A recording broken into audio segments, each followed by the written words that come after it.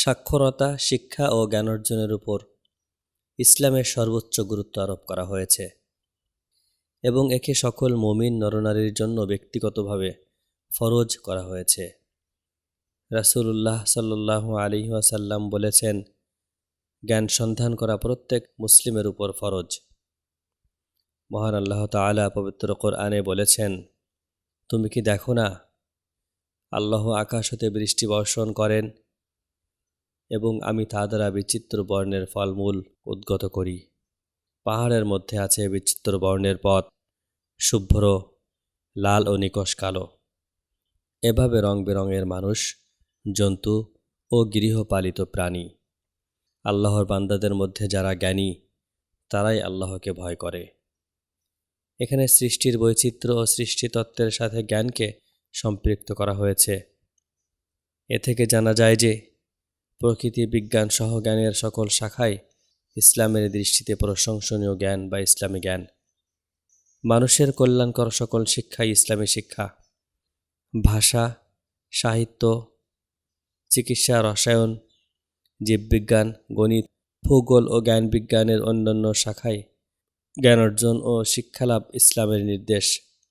সকল বিষয়ে প্রয়োজনীয় সংখ্যক বিশেষজ্ঞ তৈরি করা মুসলিম সমাজের জন্য ফরজ।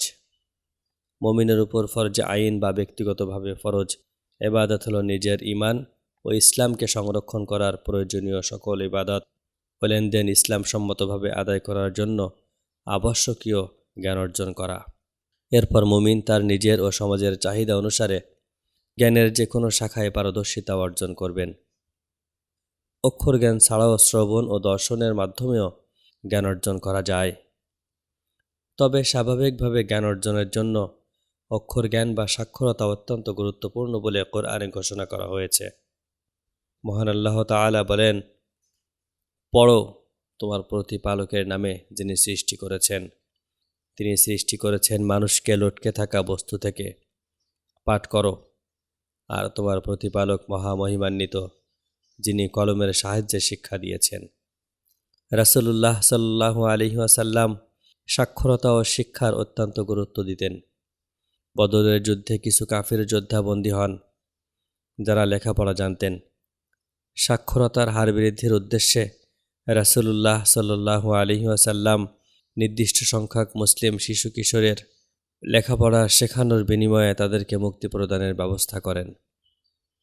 শিক্ষা গ্রহণের মূলনীতি হবে প্রতিপালকের নামে, অর্থাৎ জ্ঞানের সকল শাখার জ্ঞানী মহান স্রষ্টার প্রতি বিশ্বাস ও সৃষ্টির কল্যাণের জন্য হতে হবে। আধুনিক শিক্ষাবিদ ও মনোবিজ্ঞানীগণ একমত যে শিক্ষিত মানুষের মধ্যে নৈতিক মূল্যবোধ ও বিশ্বাস সঞ্জীবিত করতে না পারলে কখনোই দুর্নীতি, স্বার্থপরতা ও হানাহানিমুক্ত সমাজ গঠন করা সম্ভব নয়। এজন্য জ্ঞানের সকল শাখার মধ্যে ধর্মীয় শাখায় পারদর্শিতা অর্জনকে ইসলামের সর্বোচ্চ গুরুত্ব প্রদান করা হয়েছে। এ জ্ঞান মানুষকে যেমন বিশ্বাস ও কর্মে পূর্ণতা দেয়, তেমনি সমাজের মানুষের মধ্যে বিশ্বাস, কর্ম, সততা ও মানবমুখিতা সৃষ্টির যোগ্যতা প্রদান করে। রাসূলুল্লাহ সাল্লাল্লাহু আলাইহি ওয়াসাল্লাম বলেন, আল্লাহ যার কল্যাণের ইচ্ছা করেন তাকেই দ্বীনের সঠিক জ্ঞান ও বুঝ প্রদান করেন।